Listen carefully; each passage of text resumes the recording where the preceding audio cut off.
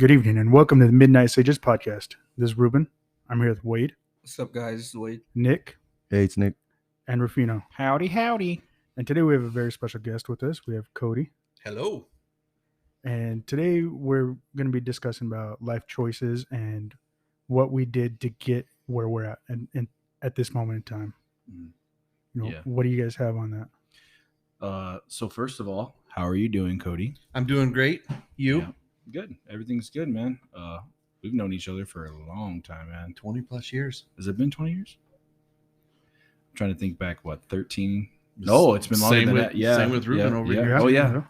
So yeah, we I think we met each other in I was like 13. We were like 13 and 14. He's always trying to be the Mr. Cool Kid, and it's like, oh yeah, it's just whatever. Did you guys meet through sports or? Mm-mm. Actually, It's my brother. I went to Thatcher and he went to Safford. I played basketball with your younger brother Mhm. in like 5th grade league or whatever. He was just like this little bitty kid, and I'm like, there's no way he's the same age as us, you know? Yeah. But yeah. So we actually met because, well, more prominently because he started dating Tiffany. Sophomore year? It was my junior year, your sophomore year. Our sophomore year. Yeah. You were a grade ahead. And so we were all friends, and so he was just the Thatcher kid that came over to eat lunch in Safford. I have classes though. I took welding and stuff Oh, like that okay. over there in autos. Okay, yeah, that's true. Autos in Safford. So we knew him more, and he kind of became part of the group in that way. And then him and I just became really good friends, and then eventually became I best friends, but became the godfather of his kids. And then he said, no, you can't do it anymore. And I said, I don't want it anymore. No, I'm just kidding. Threw him out. So we've known each other for a long time. And so one of the things I was going to talk to you about was I know a lot of your upbringing, you had a lot of music in your life, and your dad played. Your stepdad was Roger Munoz at the Thatcher band teacher. Yeah. Well, that was also another reason why we became really good friends, because his stepbrother was Roger Munoz, the younger one, and him and I have been really good friends, best friends since like 6th grade, when he started stealing my water bottle in art class. And I'm like, who the fuck is this guy? He keeps stealing my water. I'm like, Blue hair and a stone cold. my mom made me take the water bottle because I was like severely dehydrated all the time, and this fucking kid keeps stealing my shit. It's Stone Cold Austin jersey and military pants. The Yeah, it's buzz like- cut with blue hair. He had a buzz cut with the blue hair. Yeah. I was just like, all right. But yeah, so you've had music in your life for a Mhm. long time, and I know you're still doing a lot of that now. Mhm. You're playing. Are you still playing with Desert Thunder? Yes, sir. Play tomorrow night. You play tomorrow night. Okay. Where do you guys play?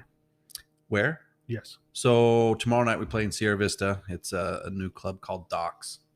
It's like a younger generation country dance club, if that makes sense. Sure. Yeah. Yeah, yeah. Yeah. So I mean, it's a pretty cool scene. 200-300 people in there, and it's like a mini concert. It's pretty cool, big okay. stage, Oh, nice. So you guys play country? country and rock.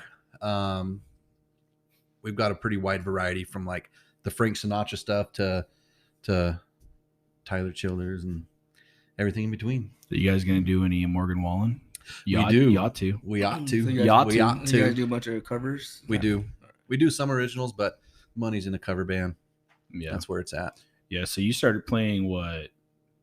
In adult setting, I would say like in the bars. I think you were 13 years old, and I started playing drums in the bar. Mommy was okay with that. No, Yeah, because no, but my dad and my stepdad were like, "Hey, guess what's in the bar?" And how weird was that your freaking dad and your stepdad, the guy who's now Well, married what to was your really mom, weird were is when playing my together. dad was living in a camper in the backyard of my mom and my stepdad's house.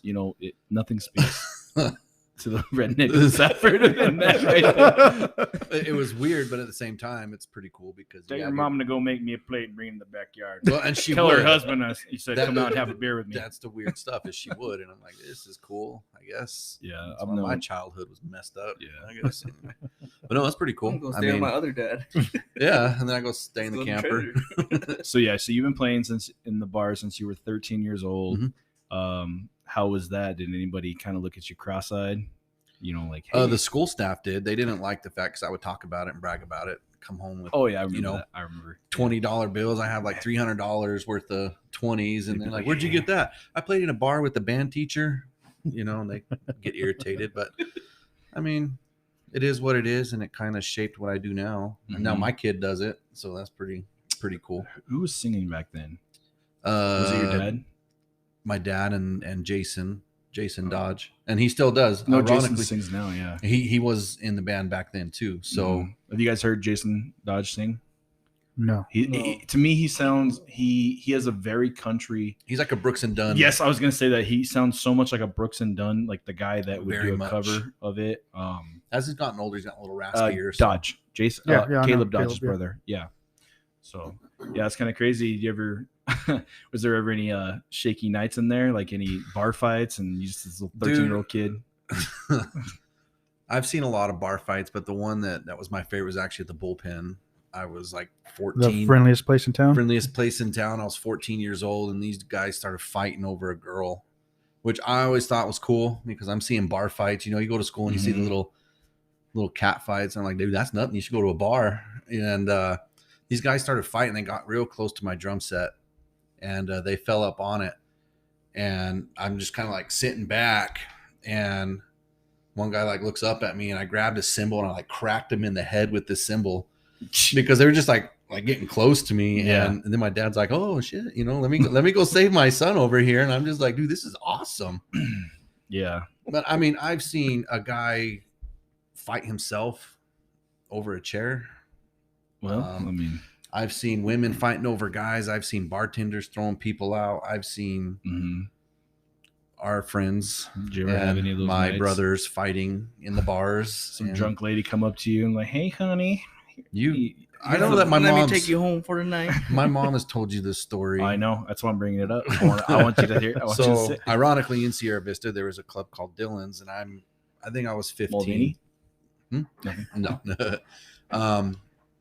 And we were doing this thing, and I was trying to be cool like everybody else. I wore Wranglers, and they're tight, and it's really hard to do anything in. But figured, what the hell, I'm out on the prowl. I'm 15, trying to see what's out there, and there's some pretty good looking women. And this one come up, and she was 21, 22 years old, and she came up on the stage as I'm playing and shoves money down my pants, and I'm like, hell yes, like How old were you? 15. Jeez. But I'm in there. I'm like, hey, I'm 21, man. Like, y'all don't know anything. And so Right. I thought it was cool as hell. Well, my mom and my stepmom and my cousin, who I love her to death, but she can't fit through these doors. Big gal. They go and corner this chick in the bathroom, and then my mom and my stepmom and my cousin get 86th because they beat the hell out of this chick in a bathroom because she put money in my pants. And I'm like, How much money was it? it was like $50, but it was Oh it was- man! the definition of 50 cock bucks. block is my family. Did you at least give her the money back? Nope. No, sir. sir. She lost money and got her ass whooped. $50 for an ass whooping by freaking 3 chicks in the basket. It was awesome though. And then Yeah. So don't take your mom to a bar. That's the moral of the story. Is yeah. How do you and Ruben know each other? Band. Just the School. band? You Yeah. played in the band? I Ruben? played in band, yeah. Would you play the clarinet? It's close. A saxophone. Ooh, better, Ooh. dude. dude, we do you made still up play? the Do you still saxophone. do you not play? I haven't played in 20 years, maybe. Dude, he'd pick it up like that. I Probably. guarantee it. Yeah, You have the probably. saxophone face, if that makes sense. With the long goatee. Dude, he would march and like pop his hips, pelvic thrust. Like, yeah. Oh, I could see that. Oh, yeah. We Oh, were you wondering know it. when you're doing pelvic exercises in the gym. I was like, that's unnormally strong. Doing multiple, like 4 plates on each side. Hey, he doesn't want to do hip thrusts with you too. I'm telling you, I'm only good up to 150 pounds. Anything over that, I can't. Put a saxophone in your hands. It's probably 250. Ruben Something Clinton about it. over here, bro. Yeah, He there you played go. well. He was good. You know, Good times though. Oh, That yeah. was real It good was- times. All throughout high school, Yeah. we hung out a lot. yeah, it's Corvette. kinda weird how the- Corvette. That was My a good- Corvette. Yeah, Yeah, we talked about that car.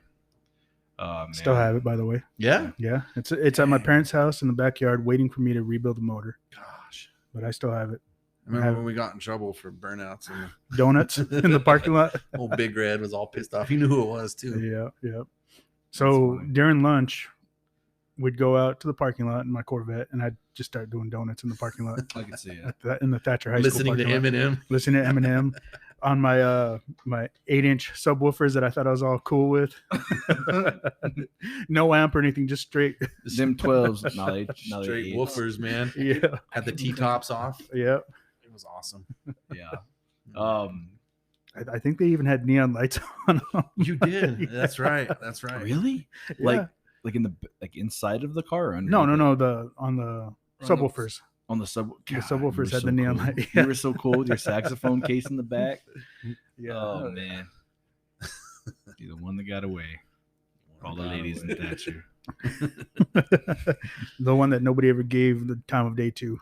You probably had the coolest car at the high school, and Oh, dude. nobody gave a shit. Hands right? down. That Hands down. sucks. I rode the bus until like my senior year, and then like taking rides He up did. from there. Dude, it's and then I had like an '85 Firebird that I got for like $500, like helping framing a little bit of like summer jobs with like houses and shit. But man, it was like a V6. Yeah, it was a V6. It was nothing. To and write it, home like about, one dude. headlight would kind of like come up, the other one would like try to like It was like a Wish.com version of a muscle car. Is what it was. it was all primered. Yeah. It was rough, man. Yeah. Well, it was a car. I mean, Sounds like your Fila's. Well, those are my basketball shoes back in the day. Factory to Factory you. to you. Yep. I was always the poor kid, man. I couldn't. Yeah. I think my first car was like a. it was like that that blue. No. Dodge thing, remember? No. It was a 79 Ghia Mustang that didn't run with a 350. 351. It didn't have a 351, but it wasn't a Windsor. It was the what was the name? The other one, the other V8. Factory to you. No, factory to you. It was the Fila 351. No, I'm trying to remember which one it was. But anyway, didn't run. I bought it for like $500. The same, you know what I mean? I thought this guy was being legit about being a project car, and I was like, cool, man. Like I'm gonna have a Mustang. Yeah, nope, it didn't work. I traded it for another like a CRX or whatever it was that Roger had for a little bit or Lord, something yeah. like that. It was some whatever. Dude, but he went through cars like crazy. There was like Celicas involved. There was this blue Dodge something or another. yeah, I still go through cars. He man. still does. I still go He through still cars. does. His truck, that's been his longest. Hey, this vehicle. is who I got with me when I bought my SRT 8.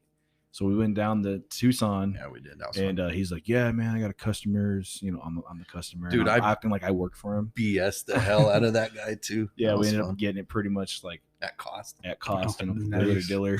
He's all, "Yeah, I gotta take it out for a spin." He gets in there. He's like, "Whoa, shit, man!" And I'm just like holding on. I'm like, "Hey, easy. This is my car." You know what I mean? Just like, "Oh shit." He's like pounding the freaking the pavement, man, just in the back roads in Tucson. That's sketchy as shit. Destroy the oil pan. But yeah. Anyways, so going back to music really fast, you are now still in the band, but Mhm. you are in your church thing that you're doing right now. Mhm. You've kind of transitioned into singing and lead guitar. Mhm. Okay. Mhm. Because you're always a drummer. I've always known you as a drummer. Like growing up, man, I always thought you were just such a bullshit con art. Like I was like, this guy, he's so full of shit. He's so full of shit. You don't go to the bar or whatever. The skinny kid. And then you see it. Well, when I, talking to your dad and everybody, and I'm like, oh, okay. Oh shit. I was like, all right. The only thing I remember is playing saxophone. That's all I remember him. Well, that was band. Yeah. Mm. In high school, I guess. So But ironically, so that's what I wanted to do is play drums. And then when we moved back down here, I was thinking about getting back in the band and everything. They had a drummer, but their bass player went to jail because he ate his wife, like chopped her up and ate we've her. all And they been found there. it like Yep. this was in like Wait, what? 92. What? Yeah, it was in the Herald. It was in the Courier or something like that. But they found out that he like chopped his wife up and ate her and stuff in the 90s. It's like a cold And they're case. like, "Hey, we need a bass player in a week for New Year's." And I was like, I can drum. yeah. And then picked it up and I was like, it's pretty cool. So Mhm. kind of just stuck Yeah. with that. I was like, I like being in the front, standing up. It's kind of fun. So your oldest boy, Riley, Yeah. he's just a giant version of him when he was, toddler, man. Just 2 years old, man, playing drums. banging on the drums. I'm like, oh shit, here's another one. Mm-hmm. Kid Going got on pretty that. good too. One of the things that we're gonna like kind of want to segue into. So you and I actually had a very similar path when we were about 21 years old. Mhm. If everyone remembers the 2008 recession or the shit with the houses and stuff like that, I remember just being in Safford and you and I were living together. I was like hanging out with Riley and his, bunking with Riley. I Basically, don't even remember what brought that up, but you went like What do you mean? why you moved in. I know. I think something happened. You needed somewhere to stay for a little bit. Yeah, so yeah, just because I wasn't living with my girlfriend at the time or whatever, and I was just I needed to get out of my house. But That's right. just I was ready. Yeah. You know, Yeah. the mixed family and so many people in the house. I'm like, dude, I got to get out of here. Like, Oh, yeah, we're I like, love hey. my family, but I just Like, I hey, you gotta can move figure in it with out. us, but you're bunking with your nephew. Yeah. And I just remember you. I think you were working at one of the dealerships, weren't you? No, No. it was at that place behind Mechie's, Smith and Taylor. Oh, okay, that's right. Yeah. I was wrenching Well, over anyway, there, shit which is hit the fun. fan, and him and I started going to recruit for trying to get in with the state corrections. And it was sometime after the New Year's. Nothing was happening. Nobody was bringing in any money. Like I had gotten laid off from the mine or Freeport. whatever. Yeah, it was like hard you know, pressed to. kind of like what was that like for you when just knowing that you just have a 2-year-old son? I mean, it was tough, and then because I remember we started that process, I think in like November, because we talked about it. We're like, you know what, dude, let's do it. It was October. Okay. It was October. We went and talked to the recruiting sergeant. Yeah, and they're like, okay, do this, and they put us through like we were getting a phone call. They would call me, and then immediately they'd call him, and this is for the state. So we're like, hey, we're on track to like just go through this together, and we'll push through. And then it was like a stalemate after we went to Tucson, because we even went to Tucson together for the physical and all that stuff. Yeah. We went and did that, and then we literally did nothing. They didn't do anything for like 2 months, almost 3 months, and then like came after Christmas, and he got laid off from Freeport. I got laid off in October. Oh, I thought it was, No, that's right. I That's had why savings. yeah. I had money in the savings, and I was just kind of helping out with. And what I was could. still at Smith and Taylor, but I mean back then minimum wage was like $8-something an hour, on your stuff.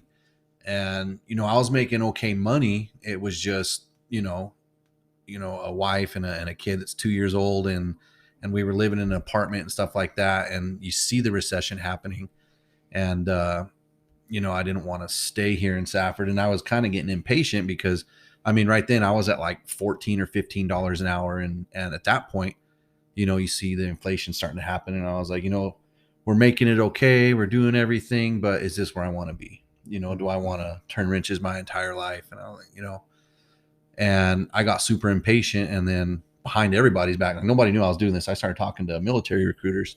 I remember I talked to like the Coast Guard, the Air Force, and Roger, my brother, had gone into the Air Force. One of our good friends, JW, went into the Marines, and I was like, this, the path looks cool. And right now, the prison looks like it may or may not happen. And I was ready to be done with Safford, and to get some kind of a career. And then it was like behind everybody's back. I went up to Tucson to take the ASVAB again, because after so many years, your scores are invalid. And we all jerked that test around our junior year. I know everybody did. You just For sure. made art. For sure. And then I scored like really well on the ASVAB, and they opened up all these jobs in the Army. I tell everybody that. Yeah. Just kidding. No, I had so many different careers that were in front of me, and then I finally like chose and saw what I wanted to do, and I talked to my wife, and I was like, okay, do we want to do this? This is huge, because once we do this, there's no turning back. no turning back. And I had no And, idea at the time. I think we're gonna go work at the get together at the state. You know what I mean? And the day that I went to MEPS, I signed, I swore in and everything, and they gave me my my ship date and all that stuff. He got a call, and 20 minutes later, I get a call from them saying, hey, we're going to offer you a position, blah, blah, blah. And I was like, you have got to be shitting me right now. Like, I just signed my life away to the Army. It usually works like that too. And, you know, technically, I guess I still could have backed out, you know, because I could have done something and been like, you know what? Nope, I can't do it, you know? Do you feel you made the right choice? Oh, absolutely. 100%. You know, that's one of those things that I didn't want to get out. There was some medical issues that kind of forced me out. Because I was in it for the long haul. You got your retirements, they did a lot for me as a person. And, you know, do I think the prison system could have done that? Absolutely. You know, and I mean, as far as any kind of regrets, there's like a 5% regret, you know, because, you know, it's something that we wanted to do together and, you know, just make a career out of it. And 20 minutes literally decided the fate of going to the Army or going to the prisons. And so how many years did you do in the military? So it was a total of 6. I re-enlisted and just all of the medical issues came up from everything in the military. And they're like, well, we're going to offer you 100% retirement, you know, at a certain amount a month and give you guys insurance for the rest of your life, do this, that, and the other. And it was like, or I could stay in and risk losing that. So at that point in my life, you know, I was like 28, 29. It's like, dude, I'm going to get a full on retirement for the rest of my life. I'm going to have benefits for me and my wife for the rest of our lives and our kids until they're 26. Or I could, you know, potentially lose that all if I stay in and they decide something else. You know? So the medical issue that you're talking about, was that something that happened like deployment or something? I you know, deployment injuries, injuries that stemmed from that, you know, just ultimately just kind of came crashing down to where, so in the military, I was a flight medic and it kept me from doing a lot of my duties. And the restrictions and stuff made it to where they put me on what they call a no flight status. And at that point, you know, as like an E5 sergeant, there's really nowhere for you to go. It's like, you can come back and push paperwork for the next 14 years of your career. And that's really what they were saying. You know, you can push paperwork because we can't risk anything and injure you further, or, you know, you get out with a full retirement. And it's a no-brainer. Right? It was tough because I mean, that was like 2014, 2015, and we were still kind of unsure what the economy was doing. But, you know, I had that safety net of a retirement fund, you know, and it was interesting. It was interesting. And I've tried, you know, different things, but you get used to doing something so much, you know, in certain ways. It was really hard to adjust, I guess. Mm-hmm. That was kind of the big thing was adjusting afterwards. So you made your choice of going in the military. Mm-hmm. I had a question for you, Wade. What made you get into our field, our career field? Well, when I was younger, I was into the Forest Service. I did wildland firefighting. Okay. For a couple of seasons, and I tied in. We did a couple of fires with the guys from Fort Grant. Okay. And so I had started my family, and we were looking for like benefits because it was just a seasonal. So it was just like. Okay, so yeah, you weren't getting a consistent salary then. Yeah, so that's when I jumped into the state. They kind of told me, it's like, hey, do a year on the yard, and then get on the fire crew, and then we can do we can go a bunch of places. Like a lot of the state crews were getting paid 24 hours. The fire crew, so that's what I got into. Now, did you actually get on the fire crew while you were there? It was an alternate spot, and then I didn't get selected for the full-time fire crew, so that's when I jumped ship to where we're at right now. Yeah. Okay. What about you, Nick? What was the process of you getting into the previous job you had before where we're at right now? I was at the county. And then, so what got you to the county, though, is what I'm. Well, I got my degree in criminal justice. Oh, you did. So I wanted something. See, I didn't know that. I didn't know that Yeah. either. Wow. You're Yeah, so smart. I just wanted to get something in that field. I actually wanted to be like a detective, but working at the county and kind of seeing how it all plays out. I couldn't do it here. It's tough. Yeah, Small town, man. So you got your degree, you said, and that's what led you to the county, or did you have it out of necessity? well, I wanted to do something law enforcement for sure. Okay.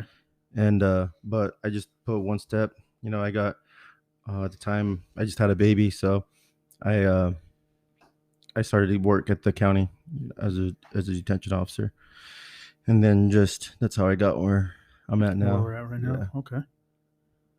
And it was weird being there too over at the jail because you see people that you know around town and Oh, I was gonna say, Family it's gotta be members. so awkward. well yeah, and especially when I'm with my family too, you know, and I had my girls and I had like this inmate come up to me who was all, "Hey, Palma, fuck you," and I had my daughter with me, so I'm like, "You son of a." Yes, how's yes. it going? Fuck you too. Love it here. Coming to America. Coming to America. Yes, I yes. love it. Oh man. Yeah. So you were like you said, a medic. Mhm. You were in Afghanistan, right? Iraq. Oh, you were in Iraq. Mhm. See, for some reason I thought you were in Afghanistan. No, Iraq. And when we went from 09 to 010, it was like it wasn't the drawdown. This is when they were trying to establish democracy over there. Mm-hmm. And so they were trying to pick a leader. And what's really funny is the way the timeline worked out. I don't know if you remember. So I went to basic training, started in February, went to AIT, which is the training and stuff like that, got done in September. And then I got my orders to go to Fort Bliss, Texas. And day one that I got there, they kind of told us that what I was going to do. I was going to go into a training brigade. And when I walked in to the reception, they're like, "Hey, we need you to follow us." When everybody else is like going and they're going to go to this awesome brigade. And I'm like, "What the hell would I do? I just barely got here." Like, and they're like, "Well, these are your orders right here." And I look at the orders and it says 1-1, which was the unit that was deploying. And I was like, 1-1, like, I'm not supposed to go there. I'm supposed to go to this training brigade and learn how to be a medic. And they're like, "No, we pulled your records and we want you to go. We need a medic for this unit." And I was like, say what? Like, what's going on? They're like, "You're deploying in like 3 weeks." So anyways, I deploy in 3 weeks is what they tell me. And I'm kind of in shock at the time because I just been away from my wife and kid, my oldest son, for, most of the year already. And it's the end of September, beginning of October. They rush us into post housing. They get us a pretty cool house. And, I hadn't really told my wife what was happening yet for the first few days. And I remember I sat her down and I was like, "Well, I'm deploying in a few weeks, and they're going to put me through some, they call it, it's like a pre-deployment training, because normally you go to California to NTC to learn about deploying and stuff like that. And they prep you for a deployment, but I didn't get that. So I got a few weeks of specialized, like fast-paced training. Crash course. Yeah. Crash course into, It's like this is what Armageddon. you're doing. You gotta go to the moon or go on the Yeah. meteor to drill. Yeah. And then, so at that time I'm freaking out a little bit. So I start calling my mom and my dad, call her, and I'm like, "Hey, so if you guys want to hang out, now's the time to do it. Cause I don't know if I'm coming back. Like I'm going to war, and I knew I would get deployed at some point, but not so fast, Mm. And so, they put me through all this training, and then they gave me a week to kind of hang out a little bit and, to go see everybody.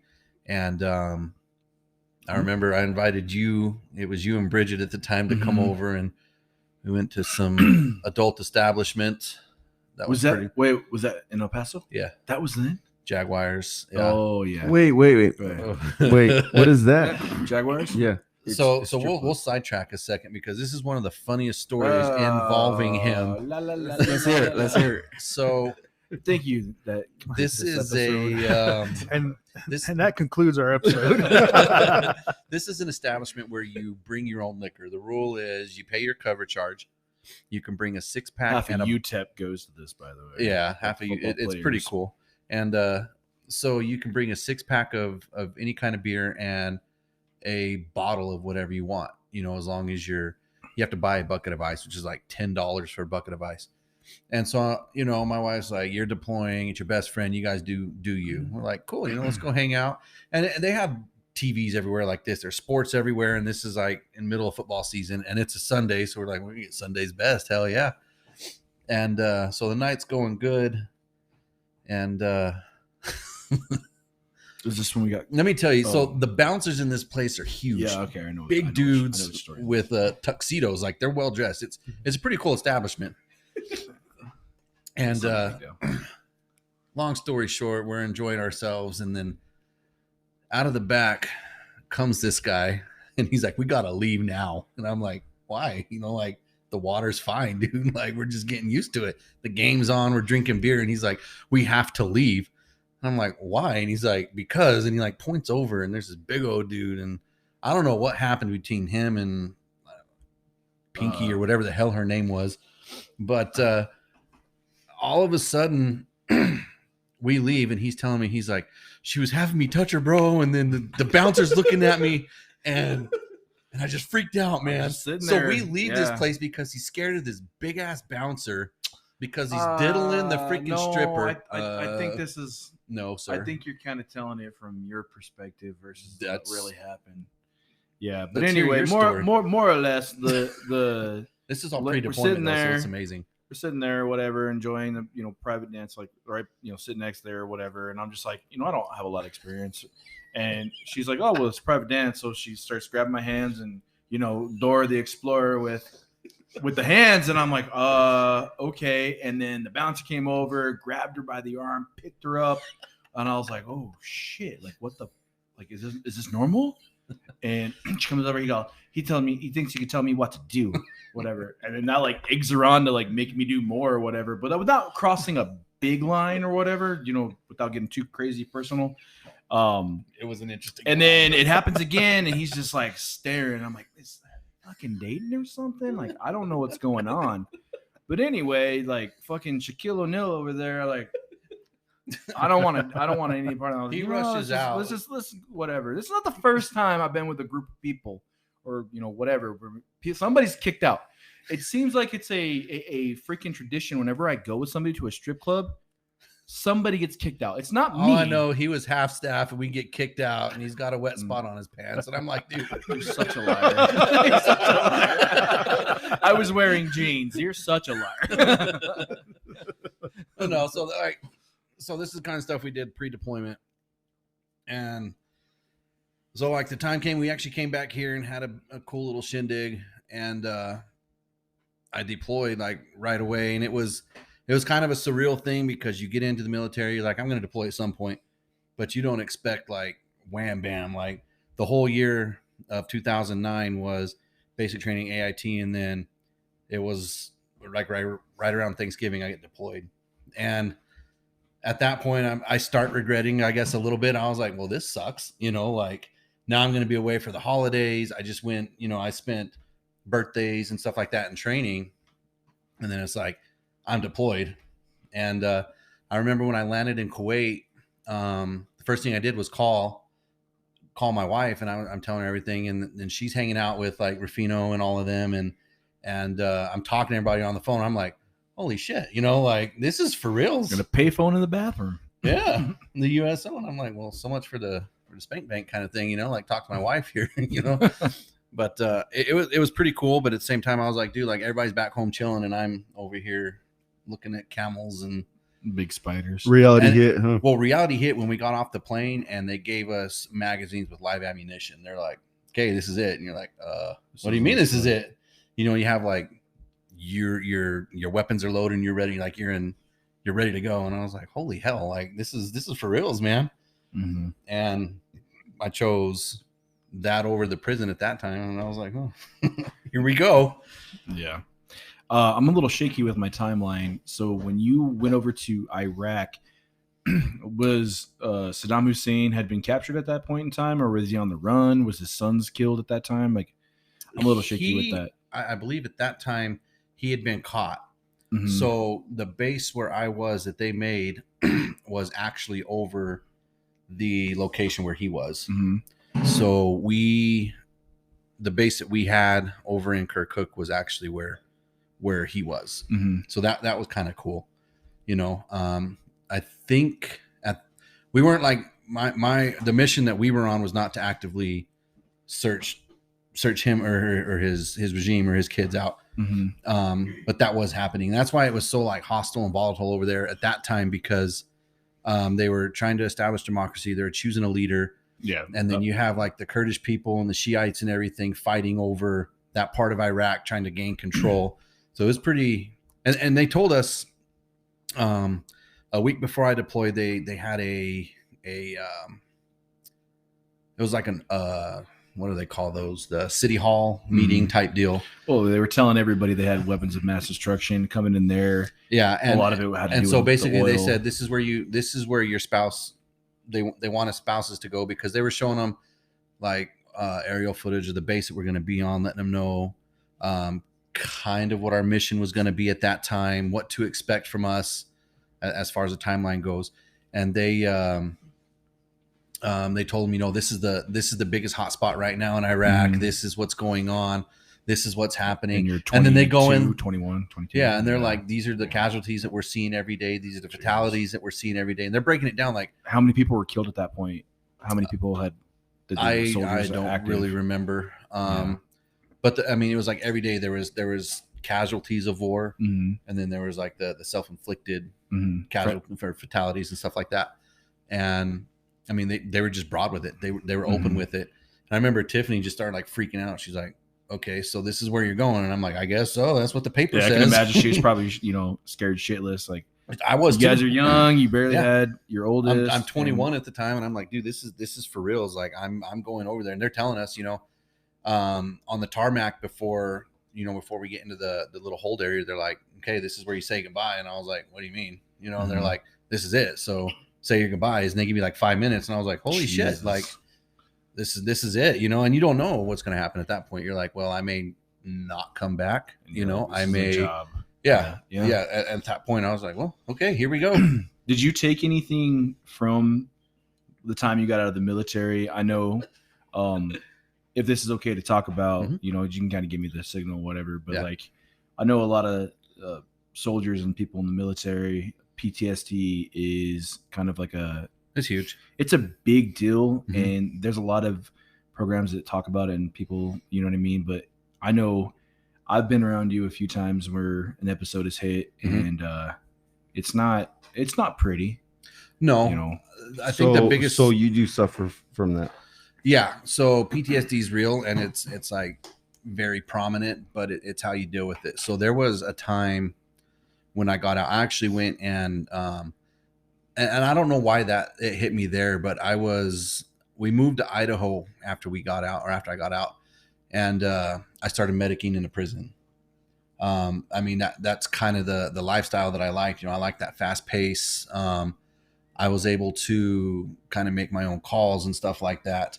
I'm not too sure how it is down here, but up there, as a licensed medic, you have a pretty cool scope of practice in the prison systems.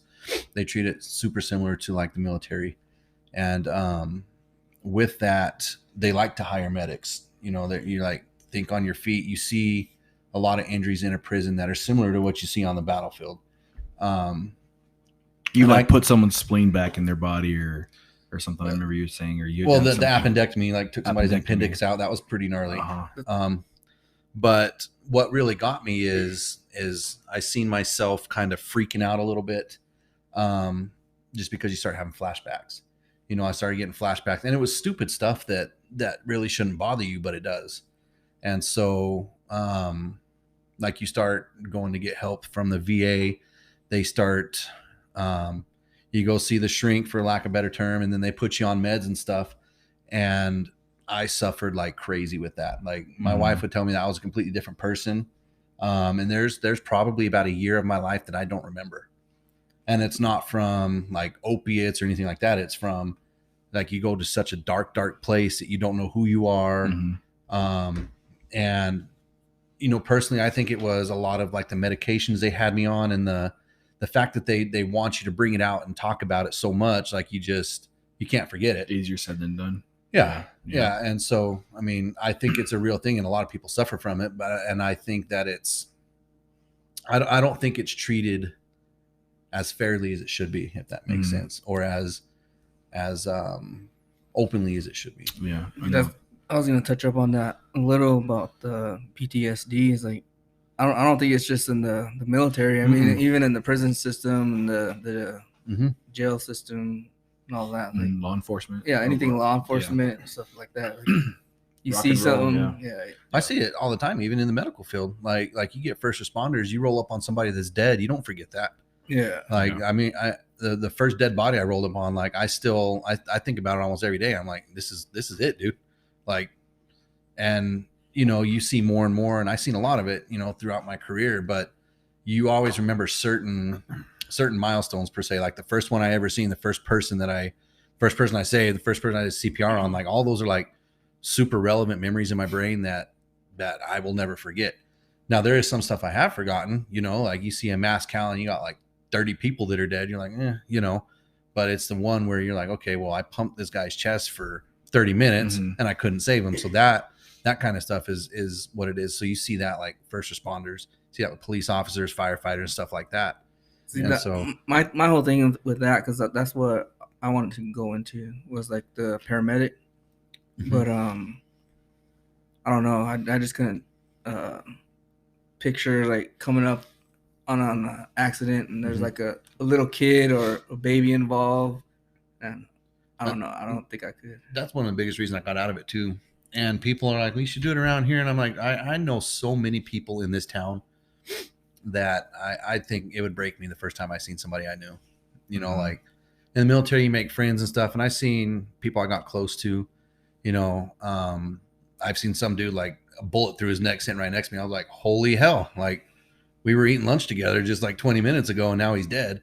You know, you learn to detach yourself from things, but in a small town like this, and that's why the people around here I feel bad for, because you know this is their hometown. It's not like Phoenix, you know, where you're not going to know the guy. This is a very But here homestead area. we know everybody. Yeah. You know. Yeah. Is there like one thing that sticks out that over there that you're just like, this is like you're laying in bed at night and it just comes up over and over and over again? I remember loud bangs was kind of a trigger for you. Well, it still is. And, well, ironically, so I was talking to my wife one morning. It was morning over there, so it was nighttime over here. I just gotten off of a 72-hour shift, and I was in my chew.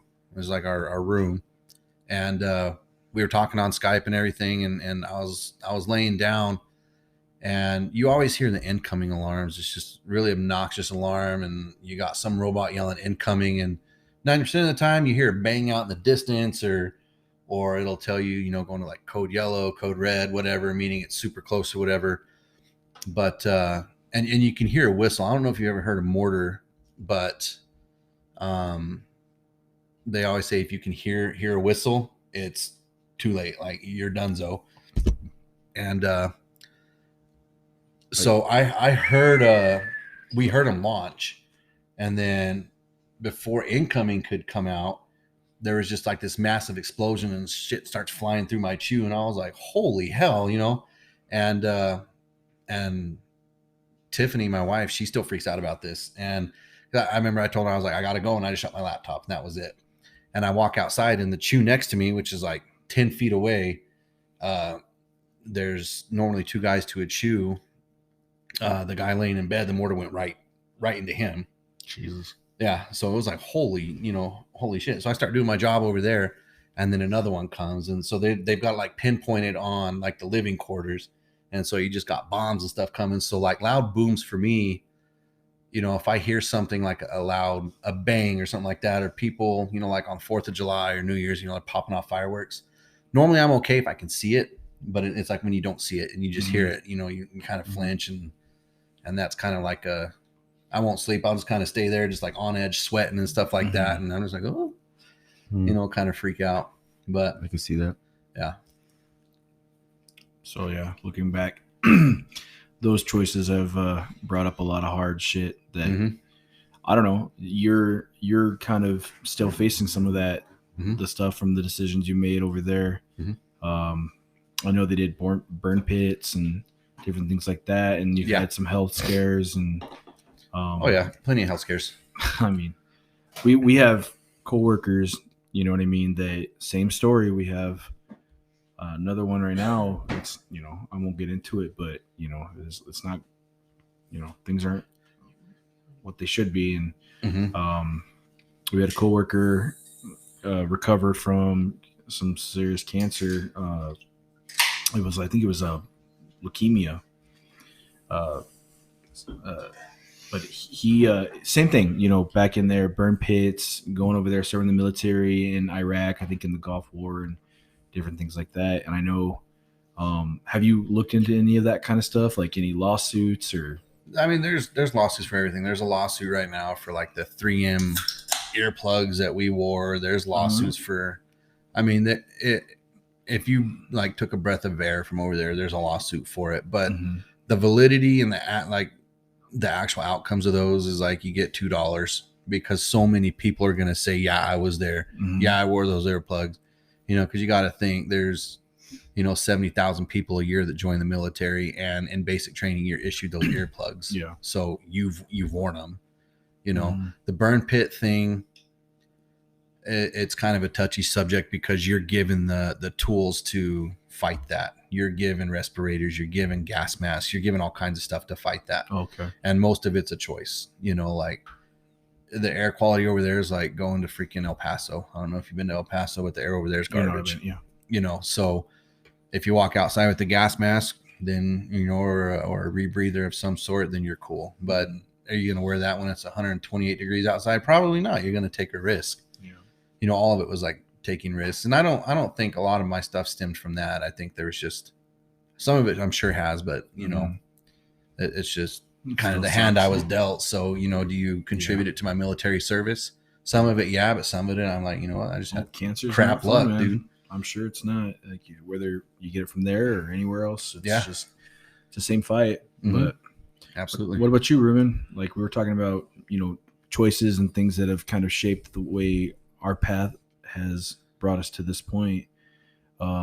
Speaking, like, you know, we were talking about in 2008, you know, when shit hit the fan and, you know, nobody could get hired and things were going on. Like, what were you doing at that point in time?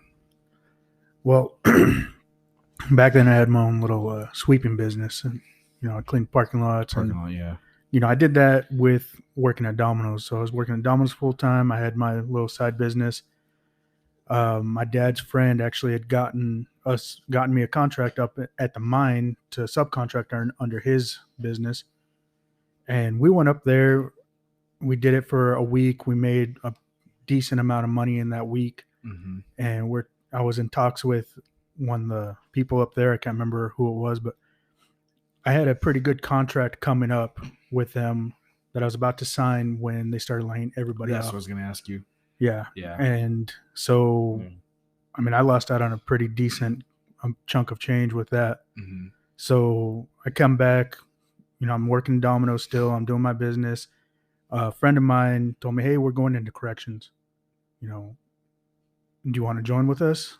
And at that time, I was like, no, I mean, I don't want to. I looked into it and the good benefits, you know, as working at Domino's, I had no insurance. I had nothing. Yeah. Having my own business, I didn't have any health insurance or anything. So I actually stepped in and I said, you know what? I'm going to do this for the better outcome, because having a business, you're not guaranteed tomorrow. Yeah. You know? Oh, I mean, it was so shaky, man. The economy. Oh, yeah. I still don't think I've ever seen anything like it. No. Even during COVID, you know what I mean? As No. far as you couldn't even get a job detailing cars. It was insane. Oh, yeah. Especially in this town. Yeah. So, I mean, that's why in this area, that's the two big things. It's the mine or corrections. Yeah. You know? Everybody was laying off. Walmart, everybody. I never pictured you in corrections, though. You know, I've heard that before too. Like No, when that that's- one time he said, "Come play basketball," and you were there, and I was like, "There's no way in hell Ruben is playing or is a CO, man. Yeah. Like Yep. he's dominoes and saxophone guy, man. He's not searching booty holes. Well, you know, I mean, You go from flipping pizzas to flipping turds, man. That's It's not what we do. I don't know. That Just depends on where you worked at, but yeah, It's cool to see though. Like you see people in high school and then see what their story has been, and now where you're at. right. You know, because when we were in high school, it was, you know, I mean, doing that was a- burnouts in the parking lot. That was a different time back you know, then and too. now it's like we. How older are you or than him? I don't remember. he's my age. Yeah, we're the same So- age. You graduated in 05. 05. and I you were graduated 03. in 3. Yeah, so 2. Yeah. Yeah. Seems longer than that though. Yeah, it does. You know, is there anything that you see yourself that you could have maybe taken a different choice? Like maybe If you can turn back times, what would Yeah. you have done? You know, I Kenny G. don't know. You know, I think maybe going in and trying to get like a scholarship for band or something, because I really enjoyed band. I really loved playing music. But I'm pretty content with how my life turned out right now. You know, we have a good job. you built good Yeah, relationships. we have good Yeah. relationships. Yeah. Yeah, exactly. And I honestly, I can't see myself doing anything else. When I was at Domino's, when I was a manager over there, the owner was trying to get me to franchise my own Domino's, my own store and everything. Another town or Yeah, in another town. Yeah. Okay. So I would have had to leave the area and go find, you know, do a lot of research and see where I could have gone. But Yeah. I mean, I kind of wish I could have done that because I did enjoy working at Domino's. I did enjoy the food service side Mm-hmm. of things. But like I said, I'm pretty content with what I'm doing now, you know. I remember when you said you were going. I remember sitting in the room watching Locked Up Raw, knowing that I'd already committed to going into corrections. Like, what the fuck did Oh, I I get know. myself into? People are getting stabbed, and these dudes, everything just seems so fucking hard. And I'm like, oh, I'm gonna die. I'm gonna die. Well, he's You know thinking what I that. mean? And And I'm like, gonna we're supposed to die, do this dude. together, man. What the freak? I remember that dude. He was like legit pissed off because I kidding me? kept so many people in the dark about what I was doing. The only person that knew something was my wife. She's like, "Where are you going? Why are you going to Tucson?" Like, I'm going with the Army recruiter because like we went fishing all the time. I knew the guy on like a personal level, and then you know I told her, "Hey, you know I'm gonna go do this," and I did okay on the test. They let me pick my job. I want to be a medic. Mhm. You know, and become like a flight medic. That was like my whole, you know, I always wanted to get into medicine in some way. Yeah. And then I started telling people that I get out of here, dude. That's not you. You know, you like the music kid, you know, you're just kind of, you do you got married young, blah, blah, blah. And then here I go. And he was pissed because like I said, like we were doing everything together. We want to go to corrections together and just kind of do that, like make that. And we talked about, I don't know if you remember, but that sports store or whatever that we wanted Oh, to do, yeah. like after Sports retirement, bar, like yeah, a I was kind of dumb. thing. We were- Yeah. we were dumb. I mean, Kids, man. yeah, Idiot. that's what I'm saying. But it's, you look back Because that's on what it, Safford needs is another sports bar. Yeah, you right. know? right? But like you look at it and it's like, you Yeah. know, it's crazy how it turned out because, you know, we're all kind of doing the same thing now. We're all here doing this kind of stuff when Yeah. never would have thought Ruben was into corrections. You know, I never thought I was going to go military and be a medic. And it's just kind of interesting how the world is, I guess, Yeah, how where things everybody's go. at and how it was looking at us 20 years ago. You'd be like, no way in hell these guys would be No- doing what they're doing today. No regrets. No regrets, man. No regrets. And there's absolutely no regrets in doing what I did.